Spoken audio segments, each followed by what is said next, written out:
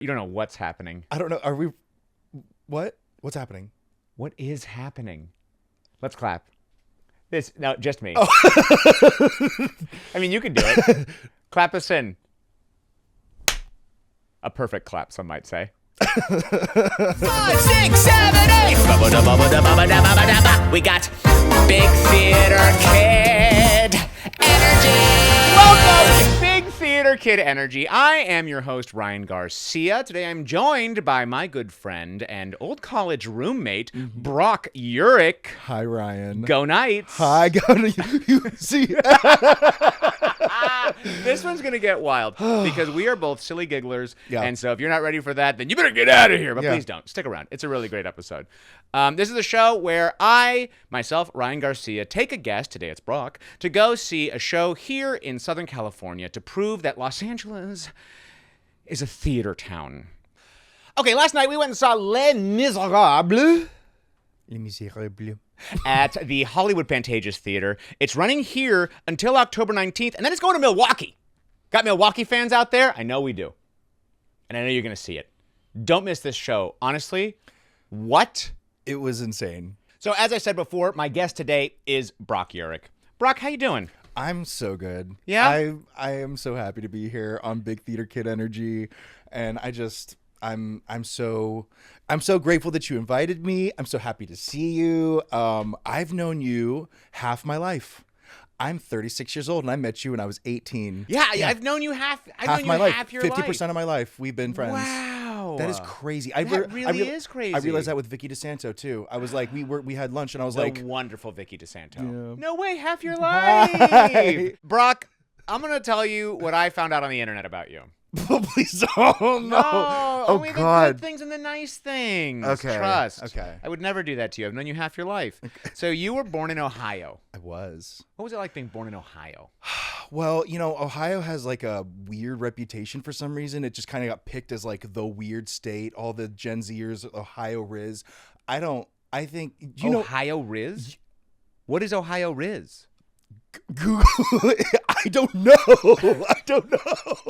It's like they say skibbity grandma Ohio Riz. I swear to God, it's real things that they say. Grandma? It's hilarious. Gen Z is so funny. I love them to death. But like they chose Ohio as like the weird state. Like it's weird. I think it means weird. So Wow. I don't know. But Ohio, I love Ohio. I thought it was Austin. Austin was like, keep it weird. Yes, but Ohio's like Austin's like good weird. Yeah. Ohio is like a weird, like it's not a good thing. It's like a weird connotation, which I take umbrage with. But I love Ohio to death. I loved being raised there. We lived out in the country. Had a very we were running around the woods, very much like small town America vibe. And I truly love. Like I didn't appreciate it when I was younger, but as an adult, to go back and visit my parents and just hang out and just smell the grass and the wood. It's just like, I just love it. Yeah, the only like understanding I had of Ohio was the Drew Carey show. And that's Cleveland. And that's very northeast. That's like big city. Yeah. Small. I'm like... You're small town Ohio. Small town Ohio. Like a lot of farms, a lot of hills. And we're sort of at the foothills of the Appalachians. So there's like a lot of woods, a lot of hills. It's gorgeous, stunning. I love it. And did you make a feature film in Ohio? I just did. Did you make what was this? Do you remember Test? Yes. We did it. You made Test. We did it. Tell us a little bit about what Test is about. Test is a feature film that I wrote, and it's a drama. I can't say too much, but it's a drama that is like very. I've been working on this thing for 9 years. Wow. We finally filmed in That's April. a quarter of your life. Oh my God. We're doing math and division and adding and subtracting. So yeah, a quarter of, oh my God, you're right. That's a quarter. If 18 is half. Oh, that's crazy to think about. So it's a drama about a competitive bodybuilder living in Ohio, and we shot it. We filmed it in April. I wrote the first draft in 2016. Whoa. And I ran a fundraising campaign in September of 2017. And just, it took me 7, 8, 9 years from the beginning, from the birth of the idea till then to make it happen. But it happened, and it's really badass. Oh my gosh, I cannot wait I want to show you. for me to see it and for everyone to see it. Thank you. Competed in your first bodybuilding show at the age of 20. And you helped me with it. You helped me prepare for it. I remember, yes. I was like, you remember that, right? Yeah. I also tried to sabotage you at one point. You were like, here, eat. You were like, eat this. You I should put just a eat little this. salt on your chicken, and you taste it. You guys put salt on this? I can't eat this. I can't eat this. And I was like, Brock, we just want you to live. It was me and B-Gel. You and B-Gel. Do you remember helping me choose my Speedo? Yes. Yep. I'll never That's forget. we went shopping Yes, with you. you guys went Of shopping with me for my course we first did. bodybuilding Speedo, and you were like, I don't know. No, like, we want something flashy, something that really speaks Brock. it was very Pretty Woman. It was like a whole montage. It was like, You do belong in this store, though. They went to me and they're like, "Are you in the right place?" Hey, skinny boy. you're like, first off, how dare. You and B-Gel, you helped me pick my music for my first show. Wow. You helped me. Like, I was like, what do you think? Like, this And you song, won this song. the middleweight division. I did. It was my first little, because my dad was a competitor. Yeah. And so he was there at that show. I was 20 years old. Whoa. And so he, like, hearing him like cheer in the because I was like, I'm not a football player, I'm not a sports guy, and he was. So it was like the first time he was able to, like, I think, cheer for me in an athletic sense. And Right. But you were a gymnast too, right? yeah. So did he cheer for you as a gymnast? I mean, I never competed as a gymnast. I was Oh. when I was a kid, I thought I was a ninja, and I was just flipping and jumping off of couches. So my mom was like, "All right, we're getting you." We're gonna into put the- this in a more like actually positive Yeah. place and not just you throwing yourself around breaking your neck at the house. Yeah, you're gonna like you're shaking the floor, kid. Yeah. So I did gymnastics for a few years, and I never competed. I just did it to like get it out of my system and do all that. And then I got into Taekwondo, and then my dad took me to the gym. I moved to Florida when I was 15. My dad moved us to Florida when I was 15. That's where I started getting a bit more serious about the gym. And then my dad taught me how to lift, and I competed at 20. Wow. Yeah. That is unbelievable. And then Thank you are a personal trainer. Yes. And you've also played a personal trainer. I've played many personal trainers. Like, And if you ever want to talk directly to the audience, that's your lens right there. if you can just need a talk right to personal them. trainer, like I think I got the job. I was on Succession. Yeah, you were for Roman. I played Roman's personal trainer, Brex. And Brex. Yeah, my name was They Brex. weren't even like creative with your name. They're like, his name's Brock. Brock. Change like the vowel and Yeah, and an S to Brex. it. Yeah. Yeah, Henry Russell Bergstein cast me in that one. Hi, so Henry. cool. And yeah, and I think I I loved that scene. You're so good in it. Thank you. It was fun because they were like, okay, how would you stretch him in real life? So I was like stretching him, and that's just what I do with my clients, and I think that kind of helped me get the job. So, Yeah, I'd say so. Yeah. Do you remember the first play or musical you were in, or the first one you saw that inspired you? Either answer. Or both. Give me both. Ready? And action. Okay, so the first musical that I saw, my grandma took me to go see Guys and Dolls at the Little Theater in Dover, Ohio, and then she took me to see Victor Victoria. And so I saw Victor Victoria as like a middle schooler, and I was just like, this looks so much fun. So in 8th grade in my school, they always did the 8th grade musical. The 8th graders always put on some little funny musical. We did an all-white version of Once on This Island. I did not understand. I did not like it's Once on This Island Junior. So like a bunch of little white kids in Ohio are. Wow. But I didn't understand until I was older. I was like, oh, what? Okay, What are we doing? What were we doing? But it was just get the kids up on stage and just like dance and sing. But I remember I was 13 years old and I copied the guy on the tape, on the recording, and I didn't know what vibrato was, but I just copied him. And I remember everybody sort of like, oh, whoa. And I auditioned for the water god of Agwe. And I remember, my mom cried because she didn't know that I sang like that when I was a kid. And I did the thing, and I was like, oh, this is fun. This is this is a positive way to get attention. Yeah. And not be like annoying or whatever. The moment you get that positive reinforcement, it's just like, oh, I'm stuck. When you get that laugh, I'm here. Oh, that first laugh. The first laugh or the first applause, you're like, oh, I'm locked in forever. Yeah. Kevin Pollak called it the "Hey, look at me" disease, and I am afflicted.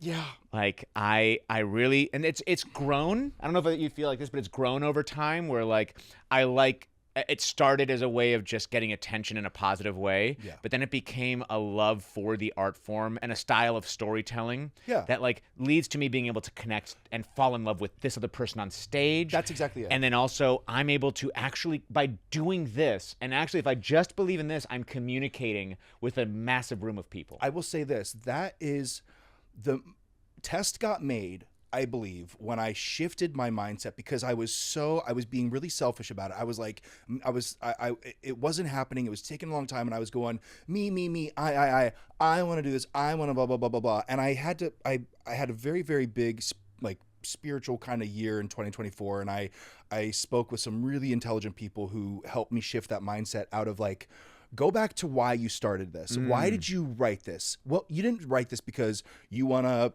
do a movie. You wrote this because you want to connect with other people. You want to tell a story, and you want to. My final goal is not an award or this prestige. My final goal is to show the movie and hug people afterwards who are moved by it and touched by it, and talk with people and connect. And that's like that's the thing, right? I just did this show in Carmel. It was an immersive piece of theater. So we were doing a scene in this one bar, and different audience members would come through. And one of the groups, it was clear they just like weren't that engaged. I don't think they really knew how to deal with this immersive theater experience. They were kind of showing off for each other rather than like being a part of what was actors happening. or the audience. Okay, this yeah, group, okay. this singular. We had multiple groups, but this one group. But there was one guy who was eating it up, and I went, "Oh, great! I'm performing for you." For him, for the one guy. The rest of you can like enjoy what's happening, but I'm not doing it for you. Yes. I'm doing it for that guy. Yep. And I went over and had like a private moment with him during the scene, and I could just see like he was so tickled, and I was like, gosh, I could have taken this moment and just been upset that the audience wasn't what I wanted them to be, or I can just like do it for one. And sometimes the one isn't out there, and I do it for someone I love, and I can pretend they're in the audience. That's a wonderful tool. You know? Yeah. What was your first show? What was your No. first? Yeah. No. Hey. No, Ryan. I'm the interviewer. What was your first No, wait, I have a little piece of paper here with questions. There's no answers on it. I want to ask you though. Sure. What was my first what? Your first ever like performance, like a theater performance as a My first performance as a young boy in Miami. So my first performance was actually for a commercial for PBS, and it was actually like I think a TV show where we jump through the TV and end up at the zoo. And it's because I joined SAG when I was 7, so I didn't know I did that. commercials and TV shows and this one movie where I played this. This is actually very apropos for the show we just saw, the son of a man in prison. And we were like there for visitation, so I was there like with my mom, like not my mom, but the woman playing my mom, and visiting my dad. And he was like, the first time I met him was when he came out in his like full gruff, like, "Hey, I'm your dad," and sorry, In I Miami. haven't seen you. Yeah. So that was like, it was really that got me started and into it. But I do remember like I was in acting class, and there were a couple of moments. One, I loved the acting like an animal as a kid. Like I think I took to it more than the other kids. The other kids were like, "Hey man, chill out. We get it. You're a cheetah. Relax." And then also there was this one moment, it was so stupid, but it's a memory. It's like a core memory of being on camera doing a fake. It might have been an audition for a Crackers commercial, and the guy who was taping me being like, "That was unbelievable." You're like, I know. And I was like, well, I'm trained. Yeah. But the first musical I ever did was Cinderella in high school, freshman year of high school. Okay. And I auditioned as an ugly stepsister, but Are you serious? I got cast as like the fishmonger and a bunch of extra characters. But I was the only freshman to book the musical. And I went, yeah. I as a freshman, I booked the lead of 42nd Street. I played Billy Lawler. Wow. Yeah. Hey. See? Wow. Wait, what are you doing? Should we just take it? I just want to have a little moment here. Ryan taught me in college, never show up to somebody's house empty-handed. I learned that from you. So Your memory is so good. You're like calling up all these gems. I'm like, Ryan, take that note today. you're like, I said that? I'm like, yes, you did. So this is just this is a little thank you for having me on your It's pod. heavy. It's probably not heavy to you, but it's heavy to me. I'm like, Thank you so much. And pizza. yeah, it's the wrapping paper that I had in my closet. What? Yeah. Guys, you don't know. Okay. You don't know how important this is to me. You know me so well. Y'all, it's Diet Coke. Hey. It is a 12-pack of cans of Diet Coke. And you know what? Those ones are warm. So, Oh my God, your little bag. so we got little tall boys. Yeah, buddy. Hey, Let's buddy. get fucking crazy. It's getting crazy. Cheers. Cheers. Oh my gosh. At noon, oh, it's almost time. At noon, I switched from coffee to Diet Coke. Just like straight up. Yep. I'm Like you're in the middle of drinking and you pour yeah, that out and go yeah, right I'm to like, the Diet beep, beep, Coke. beep, beep, beep, beep. I'm like, okay. I ask people what their favorite place to sit in a theater is. That's kind of been like a running thing that I ask here. The short people, for the most part, Mezzanine. they like the front row of the mezzanine. Yeah. Right? Nobody's in front of them. They got a full view of everything. It's perfect. My other friend who's like of a similar height to me, he loves like row E middle Yeah. because it's perfect. Yeah.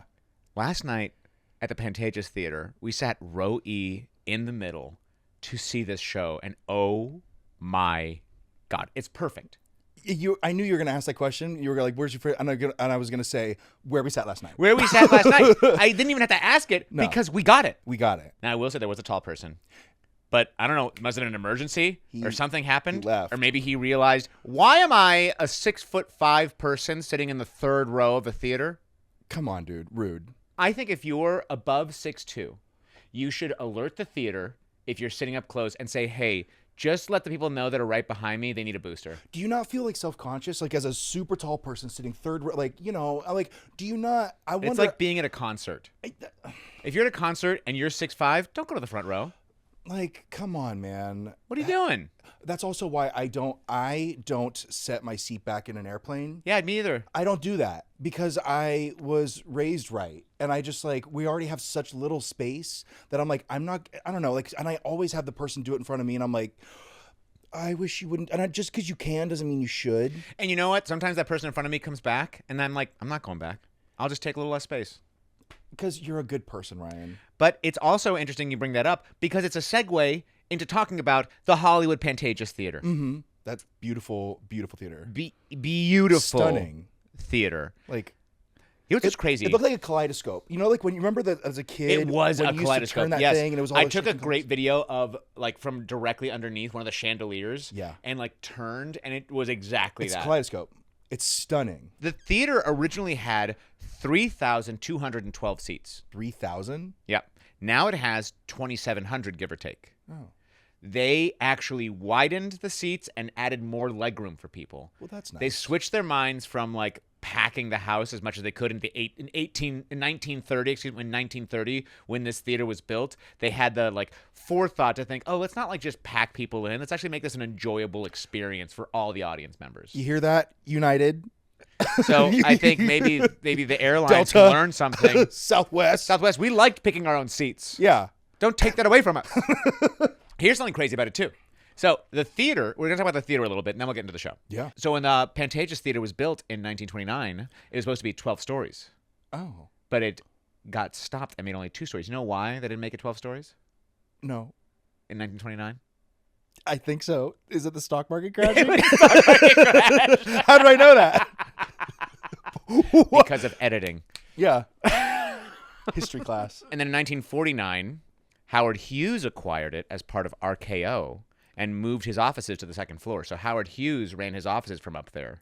Leonardo DiCaprio. Leonardo DiCaprio was up Aviator. there in 1949, Oh, cool. peeing in jars. And did you know that it hosted the Academy Awards from 1950 to 1960, and the first televised version of the Academy Awards was done there in 1953. Oh my gosh. Isn't that cool? Love that. Real Hollywood history there at the Pantages. Yeah, I also learned about the theaters. I don't know where they are, like the ones in Hollywood. The steps up to the theater are very shallow and they're very like flat, and they're not like, it's not like this. Right. It's very very flat for the actresses and their heels and their dresses gowns. to walk, so that's easier for them to walk up.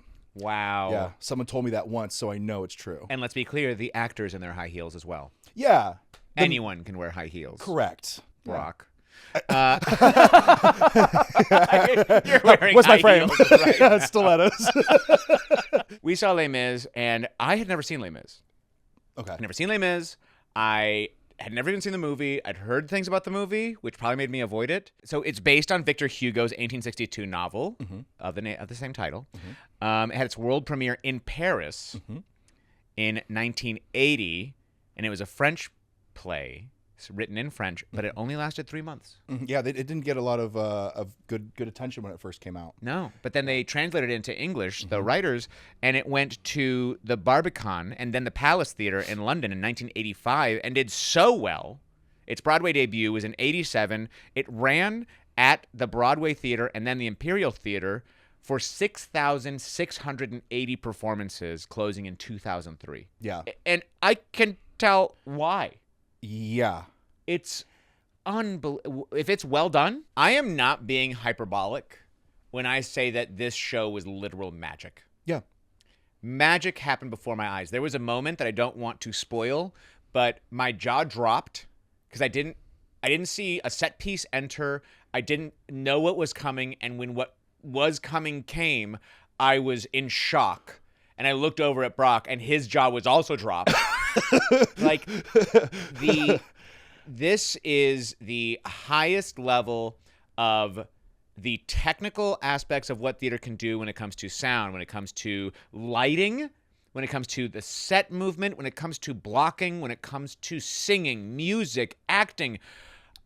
The stage pictures that were created each time, I was just like, stop, this is a painting. It was a Renaissance. It was like, this is a Renaissance painting.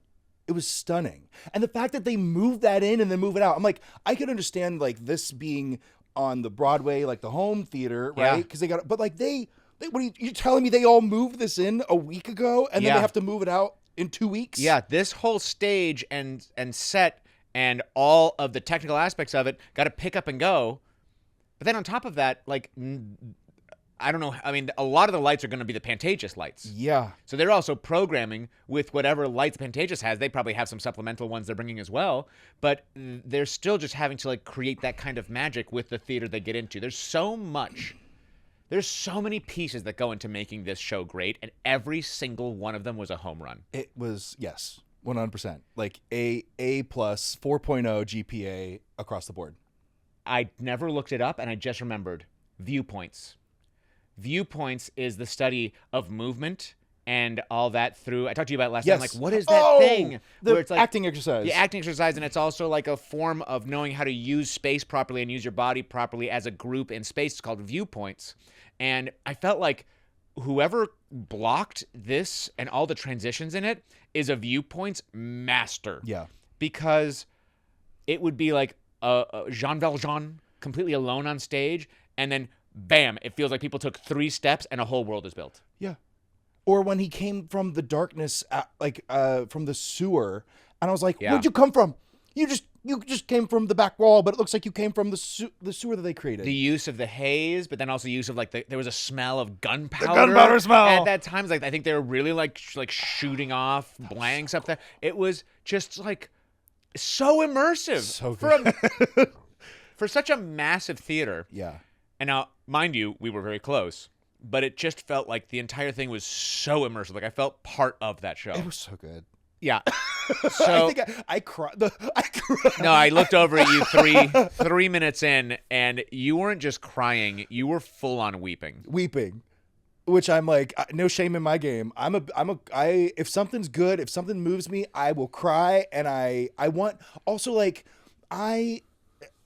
the actors can see the audience members, and I'm like, I'm crying, but like I kind of like, it's a, live theater is the connection between the actors and the audience, and I'm like, I don't want to hide. Like if I'm being moved, I want the actors to see. Yeah. Because like I've had that experience. I've been on stage during parade. Yeah. And I saw somebody weeping, and I lost it on stage. Yeah. Like it's something like that. I'm like, that's the magic of live theater. I think that I'm a good plant for a show, like for a play, because I'm a laugher. And so like it's an energy feed. The audience needs permission to laugh, to clap, to cry. It's like they take a cue from you. They take cues from other people in the audience. And correct. Like, I think I'm a gift in that way because it's one, authentic. I'm actually laughing. Yes. But two, I love to laugh. Yes. That's how I feel like it's like a when you are on stage, when you are an actor in a live stage, like you understand when the audience is really like not there for it. It's a rough feeling. So I always want to be there for them. Yeah. And if something's funny, I will let you know. I will let you know. And I'm not going to stifle my laugh. I'm not going to stifle my crying. That's what because I know what it's like to have audience members that are just like giving you nothing. You're like, okay. Been there. Can I tell you, I have been in shows where it looks like the audience hates me. Yes. And I'm like, we'll go backstage and be like, oof, front row left, huh? Why do they even buy this ticket? It seems like they hate everything we're doing. And then after the show, they'll be waiting at the stage door. Like, I loved it. Yeah, like, well, you could have told me in the moment. Yeah. With like a little bit of love. Cool. Anyway, enough about us. Let's talk a little bit more about this show we just saw. Mm-hmm. If you don't know what Les Mis is, don't take my... Sorry. Look at the difference in programs here. You can't quite tell on camera, but it looks like you handled your program like it's a piece of meat. Because I was like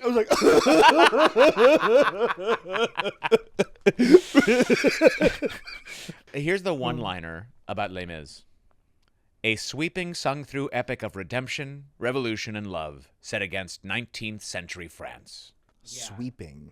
Well, because it does. It sweeps over time. Oh, the aging of Jean Valjean, Nick Cartell. Yeah. As he like got older through the show, I was like, I buy it. Brilliant. Me too. Loved it. Let's talk before we talk about him. There's one thing that I feel like I just want to get out of the way. The lighting played such a pivotal role in this. You love that lighting. The lighting and the haze and the way that like the light became a set piece. Yeah. The light looked like it was physically there. So good. There were moments where there were windows that were upstage that had beams of light shining through them that totally brought me into the world when all the rebellion of the students were there meeting. And they didn't have to do that. Right. They didn't have to do that. They could have just had the set, but they like took the time to like create that vibe leveled that just up. takes you there. Polly Constable, can I just call you out as a lighting designer? You changed my view on lighting. Like the things you were able to do with these pillars of light and with the things happening at the barricade when major events and the way the light would really send our focus to each spot, it felt so integral to the story. It felt like it uplifted everything. It was all so additive in a way I couldn't believe. And then on top of that, the projections on the back wall were some of the most effective projections I've ever seen used. Yep. We talked and about the way that. we were talking about it was like it would take us to the city streets, and then they would start to move, and the perspective of it would make us see the people on stage moving through it, or the sewer moving, but it never felt hammy. It was subtle, or kitschy, because it didn't feel like they were ever giving like this is exactly what a sewer looks like. And I've seen them do that on Something Broadway. On your face, right? I don't know how it happens. I don't think you had it before. This side, other side. Yeah, there you go. Is it? Oh, you know what? It's when you wiped your face like you were crying with the program. Did ink came off. Oh no! Hey, you know what? I look like a cast member with the dirt on my face. You do. I'm in honor of Les Mis. You're Jean Valjean Act At 1. the end of the day, I've got like dirt on my face. Imagine if I showed up at your house like in full I would love peasant it. garb. I like would French eat it up. tunic and like a shawl. I'm like, hey, what's up? I'd be like, I have to change. Yeah. I'm suddenly very wow, underdressed. Ryan. Yeah. Oh, Because you don't cool take this shirt, seriously, dude. huh? Projections, Finn Ross and 59 Productions. Guys, 59 Productions, Finn Ross. Those good. projections were unreal. It was when they started walking down the street, I was like, what's happening? Yeah. And then I realized, the projection's moving. Oh, so good. So good. And it was directed by Lawrence Connor and James Powell. And guys, there was never a moment wasted. Yeah. It was so clean and tight. There were moments I was just rocked back into my chair because we just exited one scene and then a new setting was just built by like a couple of carts and maybe a set piece came in, but also all these humans just existed. It felt like they were always there. Yes. I never felt people coming in and setting something up. Yeah. It was just like, oh, we're in it. It was like Which the is most so hard to do. And the they made well-oiled it look... machine. It's the way you were talking about the actor who played Jean Valjean. What's his name? Yeah. And Nick Cartell. My friend Nick Cartell. Who you know. Yeah. The way that singing is effortless to him. Yes. This direction, and it felt effortless. Yeah. And I know that that's because they put so much specific timing. Yeah. and execution by the actors was unreal. The quick changes, like going. The one like, happened on stage where it was like all the women were just like, and you went, oh. yeah, like in one beat, all of a sudden we went from the streets where they're all, to a factory, and I was like, oh, I just kept getting blown away by this show. so good. Now let's go to what you were saying but Nick Cartell and his Jean Valjean. I'm gonna like I actually almost started crying. I was like, so let me I in New York, I was taking classes at a place called The Network. Paul Michael's The Network. Hi Paul. And I became very, very close with a wonderful friend and actress named Christine Cartell. And she and I wrote and directed a short film called T County. She played my love interest in my short film, and I love her to death. She's married to Nick Cartell. Wow. And so I texted her this morning, and I said, Christine, I just saw Nick. And she goes, I know. He said he saw you. He saw you. He saw me in the audience, and which goes to show that like they do see us, and they. That's such a great point. Even in a house as massive as Pantages, like you can be seen. Yeah. And not only can you be seen, but you can be recognized. Yeah. So be a great audience member. Be giving. And don't talk and don't be rude. I can't with in movie theaters. Don't go see a movie with me because I will pop off when someone's like, we should see movies together. We should see movies. I'm sorry for Kelly's family because I know some of you listen to this. Dave, I don't think you're one of them, but so many of Kelly's family, my wife, love to talk during a show. Well, not a show, but like a movie. Full conversations. Full conversation. And then I know Kelly knows I don't like it, but still every once in a while in a movie theater, she'll like tap my leg. She'll be like, don't you think that kind of looks like Brock? And I'm like, I just won't respond. I'm like, you know that this is a hard line for me. I won't. Yeah. I want to get, but here's the why. I want to get lost. Yeah. I want to be so lost in it that I forget myself. And to have that, like, taking a step back to have commentary on it while it's happening takes me away from that connective tissue I have with the performers in this moment. Yeah. And that's never going to exist again. And I think it's it's an empathy thing. As actors, we understand how much time and work and effort it took to like produce this thing to watch. So we know, like, shush. Yeah. Shush but and let's watch. talk about Nick's journey in this show because obviously, Nick. Like a lot of people are carrying heavy load in this, but nobody as much as he is. He opens his mouth and it's just like, Nick. What Nick really, he goes to Target, able to just do that. He goes into Starbucks, just chilling, getting his coffee, just able to like. He's a superhero. He's a superhero. Clark Kent. The way that he went, because the themes that we're dealing with here are redemption, mercy, forgiveness, spiritual awakening. His redemption arc, and then his arc of mercy and forgiveness, and then his very clear spiritual awakening that the character goes through multiple times, it feels like, because he has his first spiritual awakening with the priest. Yes. And then his next spiritual awakening when he finds out that a fake Jean Valjean has been found. Yeah, and he has to like decide, do I be condemned or do I be damned? Yeah. Right. Like, he all the people who rely on me, are they? Do I he screw chooses them over? condemnation, right? And then at the very end, when he gets to get that forgiveness, because he finally gets to be honest. Yeah. With I almost said Colette. Cosette.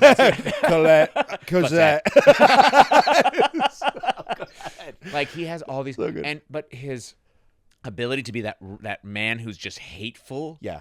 At the top and broken and just snarling. It almost felt like I was like, oh my gosh, this is an animal. He's an animal. And I was like, I don't even know if I'm able to understand him for this whole show. But that was just, he was rough and broken, and it came through in his body and his singing. Yeah. And then when he became the gentleman and he became altruistic, and how clear his voice became at that moment, and then when he was older at the end, and how he only lived up in the top of his voice, but then when he became like onto the next level of spirituality, he got his full voice back. I was like, I get it. You nailed it. And he does that like how many times a week? It's just like, It's like that's like the pinnacle of someone's acting career, and he just like, oh, that's just my job. And also, just change your life. And also every to do day. that as a traveling job, where you don't have your home and your things. Like you are constantly in new locations, new climates. Eating at Chipotle across the street. Sometimes it's humid, sometimes it's dry. You don't know what this theater is going to offer you. Every time, Voice. you have to figure out how to handle it. And this man is a professional. And okay, bring him home.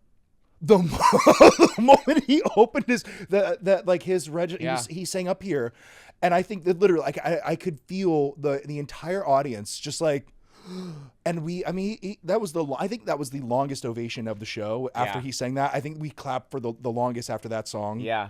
I was in tears the entire time. Can I tell a story? Yes.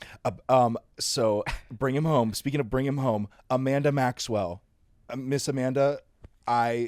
She and I had the exact same track in theater, and we musical theater acting class. Yeah. Earl Weaver's musical theater acting class. Shout out Earl. Hi Earl. She sang "Bring Him Home." Yeah. As if I'm gonna start crying, talking about it.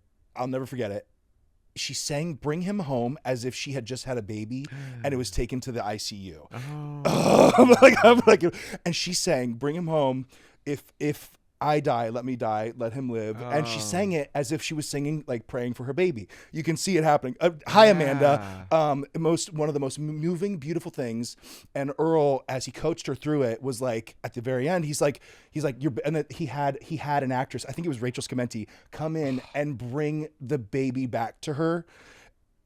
Like after the end of the song, like they were like, it's good, and just like I was like, okay, I gotta go study for a test or something like that. It was so good. So hearing Nick sing that song brought me those memories of watching Amanda do that, but also just Nick just like is angelic. It was like an angel. But I love that too, because like each of these, you were also, I feel like you cried right at I Dreamed a Dream with Fontaine, but also before that, Jean Valjean had like his, after he steals the silver and his voice just goes, ah!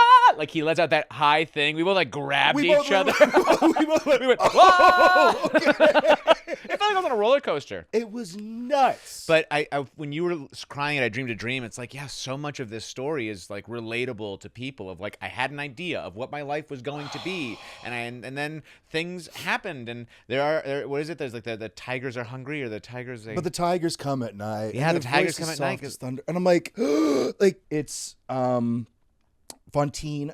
She was in. I saw her in Titanic. Oh, you I knew did? she looked. Doesn't she look my like? gosh. Doesn't she look like Abby Jaros? I can see that for sure. I thought it was. I was like, is that Abby? Hi, Lindsay Abby. Heather Pierce. Yes, stunning. And I remember I saw her as Rose in Titanic.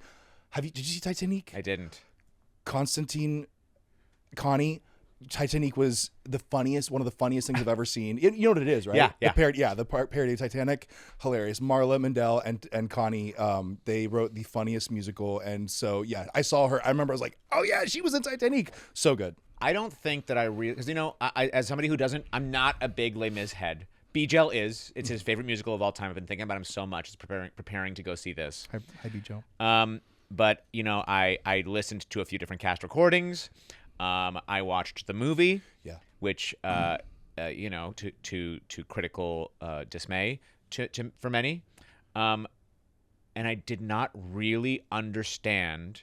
Like I could intellectually understand Javert and his journey and what he was doing, but it was seeing Nick Rieberger perform it that made me fully feel it in my heart.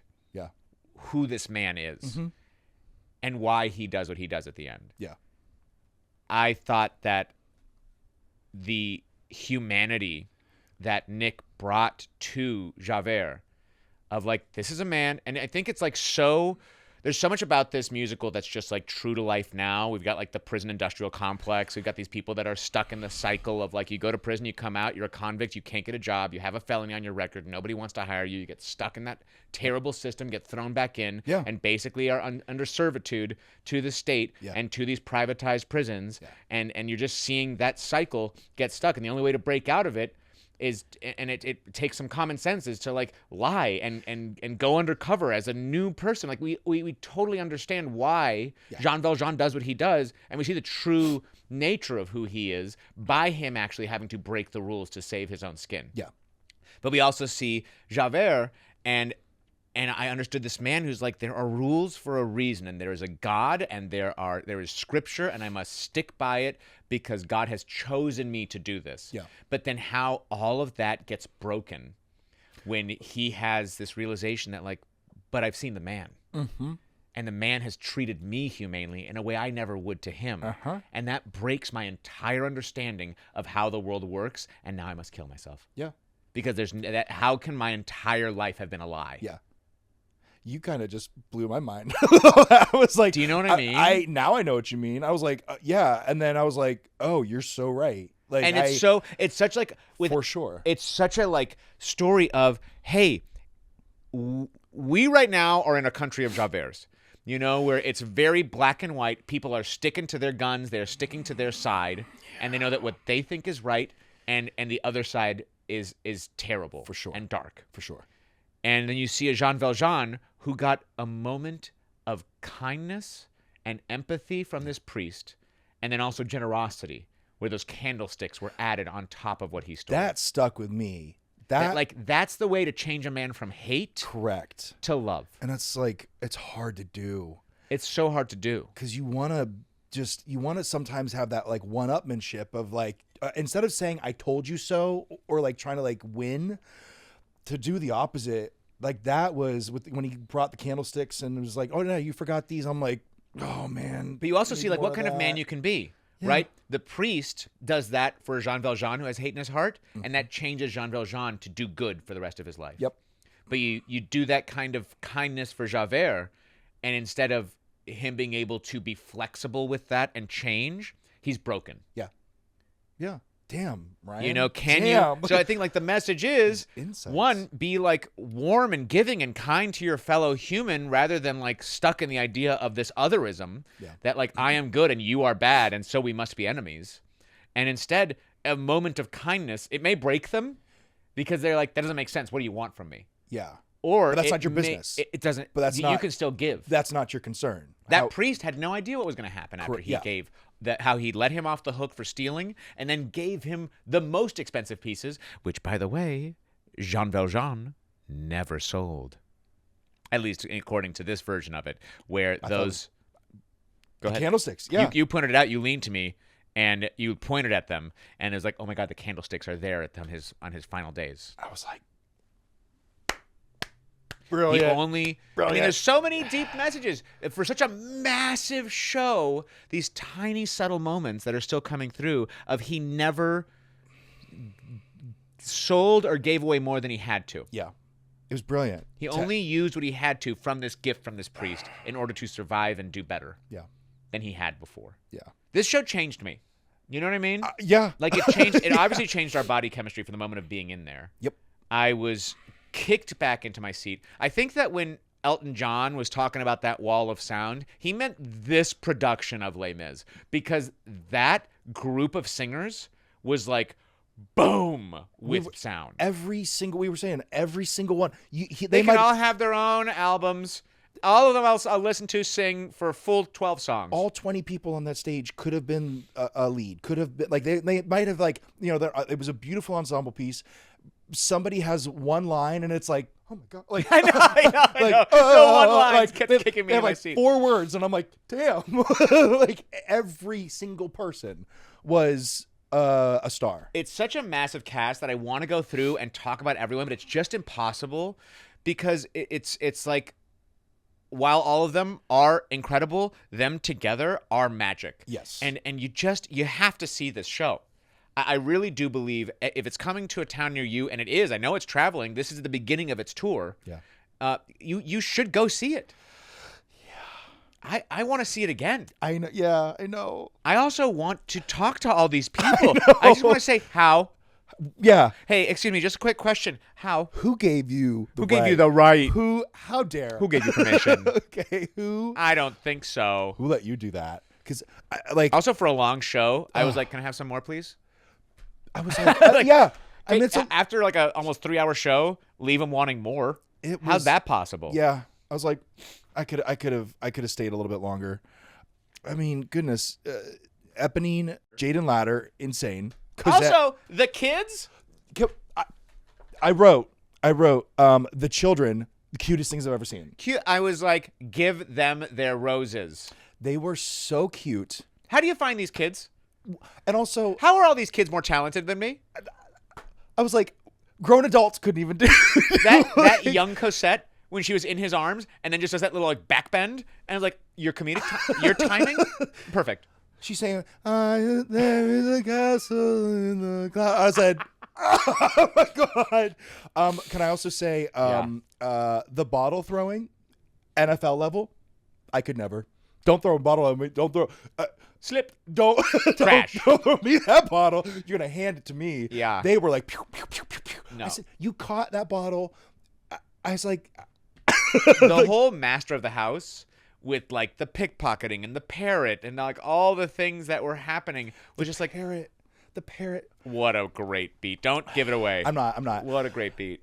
Can okay, this is one thing that I like, the movie with Helena Bonham Carter and Sacha Baron Cohen, that scene in the film, what I loved was the way that they decided with the direction. They said, we're going to have you guys pretend to hate each other in order to be the con men that you are. And I thought that was brilliant. I loved, because usually on stage they're like really actually fighting, but they're still working together. But they were like, you know, they're pretending to hate each other and then like secretly sneak. And then she's at the end, they're like, totally. They're like, you're like this, like, I was like, I think they kind of had some of that in this one too. Like there was, when they got the money from Jean Valjean for Cosette, and they're like, "Oh, yeah, let's go." Brilliant. I wish there were pictures in here because I didn't look him up, but there was one actor in the ensemble that Kyle Adam. What's his name? Kyle Adam. Kyle Adam. I looked him up and found him. Thank you. Kyle Adam had the long hair pulled back in a ponytail. Brother, you open your voice and there's nothing else I can hear. You open that mouth and you sing, and I am taken by you. And like, just for like these quick moments. He had it was just like, like, it felt like everyone felt that effortless. Everybody. It was, but truly, like out of all everybody who was 10s out of 10s, Kyle Adam, we both were like, homeboy, like, where's his album? I want to listen to that album. Look, there's so much in this show, we can't get to everything. So I can just tell you that we friggin' loved it. We were blown away that every single element that went into putting this production together was a 10 out of 10. And not only were they each individually strong, they were cohesive with each other to make that story better, which is why it felt like magic. Yeah. It doesn't feel like human beings can come together to make that on stage. It doesn't feel possible. And yet it happened, and it's going to keep happening. And that's what blows my mind about theater. Yeah. Like they're going to keep nailing that. They're going to do that again tonight. Come on, and they're going to have days they do it twice? That's crazy. Did you know that theater is supposed to be haunted? I can't wait to be a ghost. Do you think you'll have unfinished business? Oh, I'm going to fuck with everybody in the funniest way as a ghost. I can't wait. I've decided already. I'm like, I'm going to take a few years and just like... That guy's like, hey guys, I know you're all going to like the great beyond, but I'm taking a gap year to stay on Earth. That's what I want to do. Trickery. I'm just going to like kick your eggs off the table. I love my eggs. I know, and I'm going to... Do you eat eggs? Every day. How many eggs? 4. 4 whole eggs in the morning with 1 cup of white rice, hummus, avocado, and hot sauce every morning. I have 5 eggs a day, but I don't have the rice. Then I started adding in the rice so I can get bigger like you. Carbs. There you have it. You want to get big? Eat carbs. Carbs. White rice. Cannot say it enough. Go see this show. Go see this show. Even if you think you're not a Les Mis fan or you're not a fan of like music, because this is like it's an operetta, right? They don't stop singing. There is not a lot of talking. No.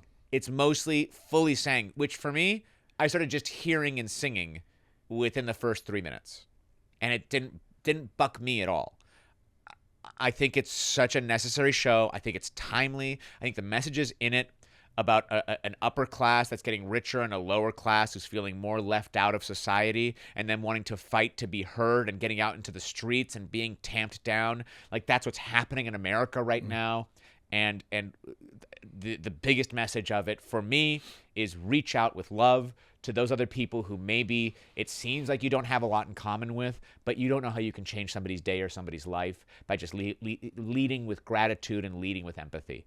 And that's what I think, like the story of Jean Valjean and the warning of Javert, those stories are how they impacted me. having seen this. And I think it's important for everyone to see it.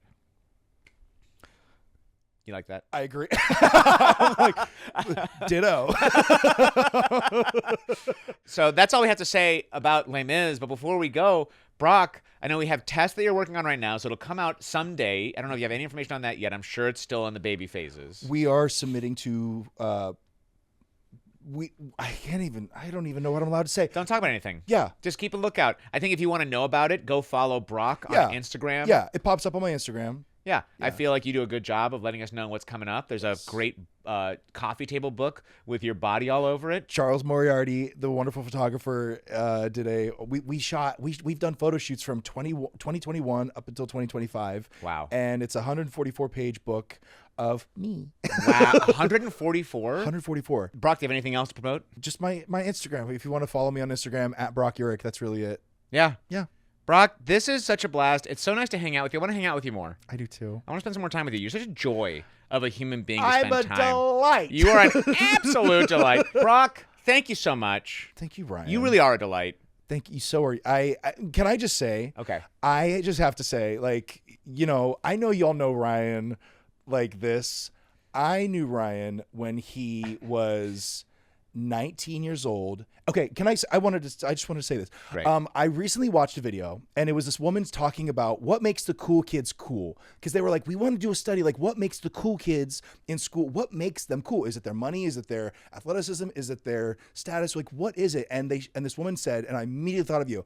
This woman said, what makes a cool kid popular is their ability to see the good in the most amount of people and to compliment and to connect and to to be cool with the most amount of people. That's what makes a cool kid cool. That's how, and I immediately thought of you because that's how very nice. You were in college. You welcomed everyone. It didn't matter what year you were. It didn't matter what track you were. Any room you walked into, you made friends with everyone there. You made everyone feel at ease. You had the funnest parties.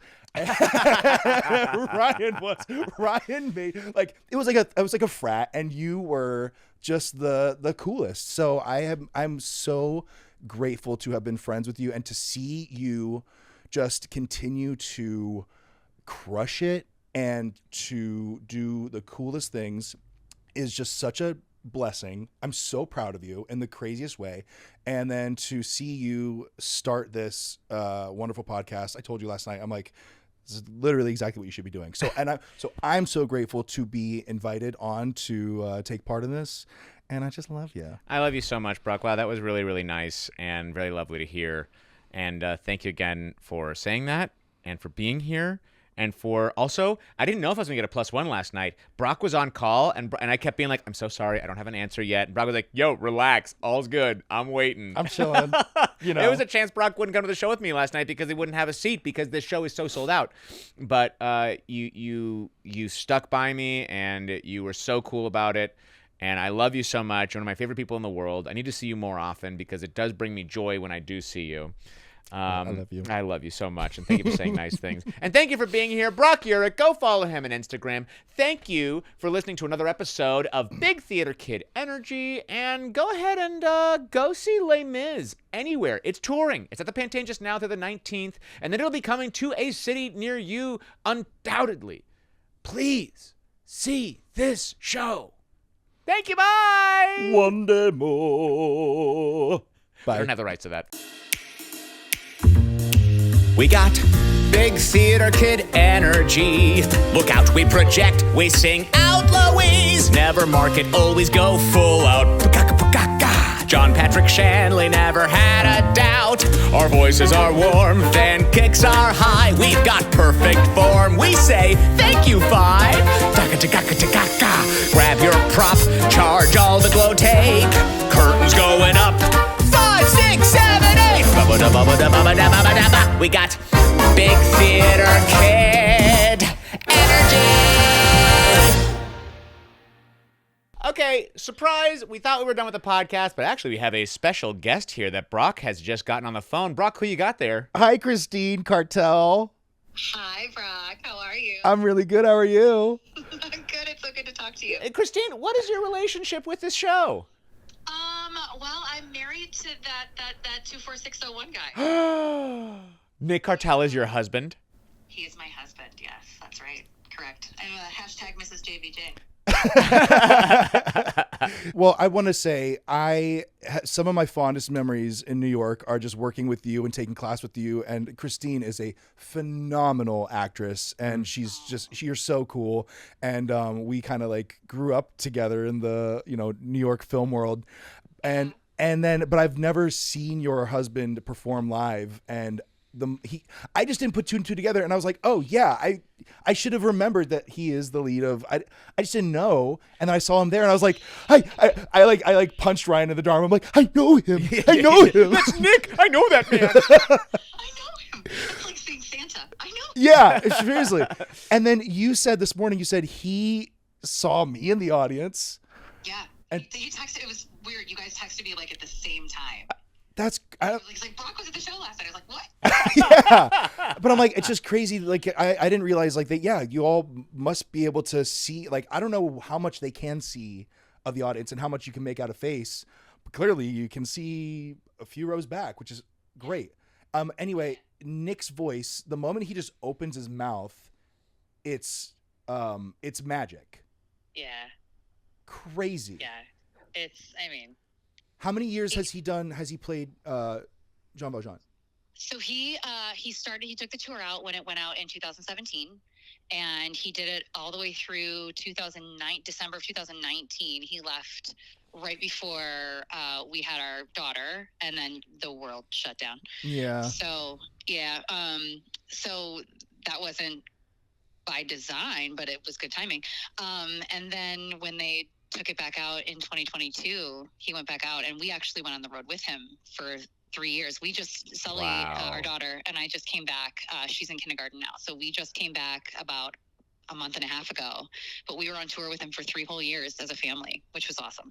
Does he like take time for vocal rest, and you guys are like, sorry, Daddy can't talk for 3 days? Yeah, he does 7 a week. Like that's the contract. And unless they can ask him to do 8. He actually had to do all 8 last week. So wow. Yeah. And he's done it. He's done it more than once. But yeah, he's very, very disciplined. He does multiple warm-ups a day. He has check-ins with voice coaches all the time. He gets scoped on the regular. He's very, very diligent about all of that. And it's the thing that he always says is that people think he just works 3 hours a night, and it's literally an all-day thing. Like from the minute he gets up, he's it's physical, it's emotional. He's you guys have probably seen those TikToks where people are like, oh, you're a singer, and the first thing you do when you wake up in the morning is just like check if you can phonate. Right. If you have that. Yeah. So that's his life. Does it affect diet? Is he like no cheeses, no milks today? Oh God, no. I know he eats and drinks whatever he wants. I wouldn't say whatever he wants. He has to be, careful not to eat too much before a show.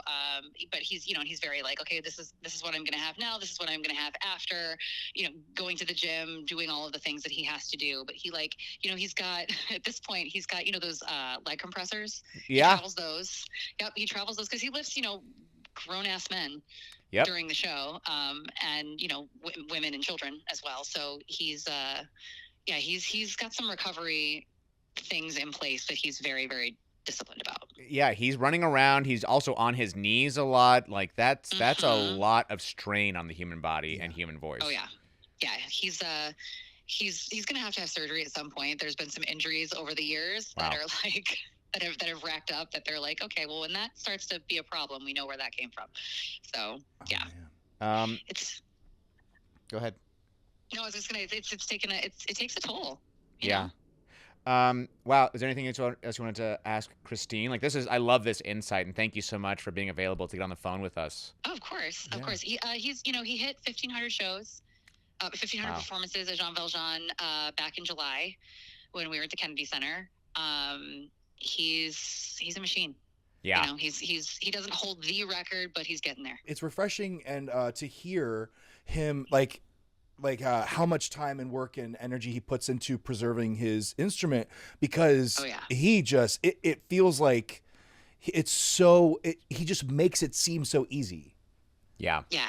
And it's not like he's the thing that he always says is that, because there's a couple of different things that he says that I hope I'm not like speaking for him too much, but I've heard the talking points a couple times. It's cool because he does get to have a moment with each company member on stage during the course of the show. He gets to like have a touch point with every single person in the show.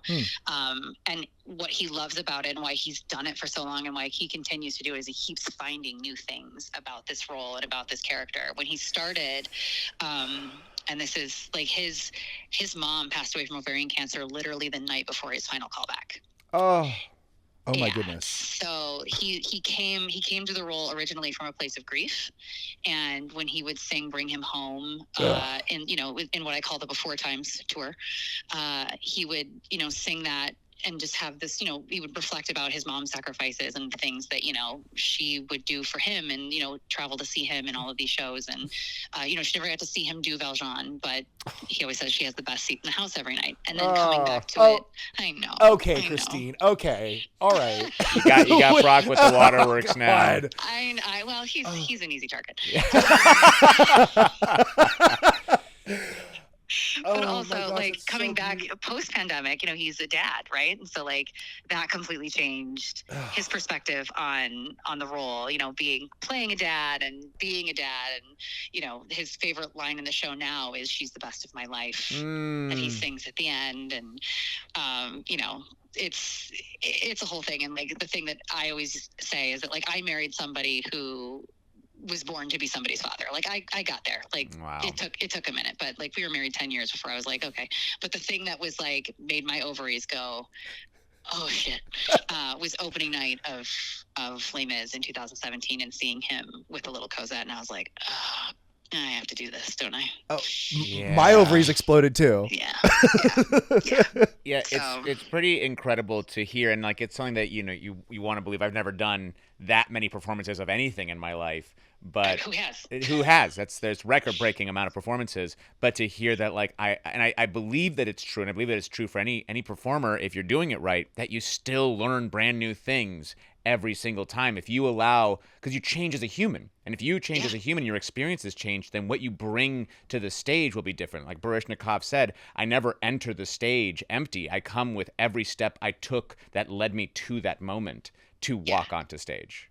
Yeah, he's not an actor who will leave everything at the stage door. He will bring whatever it is that he's dealing with, and he will find a way to weave that into his performance. And it's not in an unprofessional way, not in a dangerous way, but he will bring that. And he also, he's been through a number of company members. He's been through a fair few Chaverts. He's been through a few Fontines. He's been through some Cosettes and Mariuses and all of that. So and he takes a piece of each of those people with him. And you know what I mean? So they all impact him. He hopes that he impacts them. And it's all just a part of how he crafts this character. Wow. Sounds like a pretty incredible guy. I wanted to make a joke, but nothing came up because it's just he sounds too friggin' great. Yeah, he's one of those guys. He's just I say to him all the time, nobody likes you. Yeah. How do I keep you humble? Yeah. Oh, you already Exactly. are? Great. Yeah, exactly. Making us all look bad. Wow, Christine, thank you so much for taking the time to give us a call. That was actually so special and so wonderful, and will make a great addition to the show. I'm so glad you guys liked it, and it's so good to talk to you. Yay! Yay! Thank you so much, Christine. Oh my god, of course. I hope I didn't ramble too much. No, you were great. This is wonderful.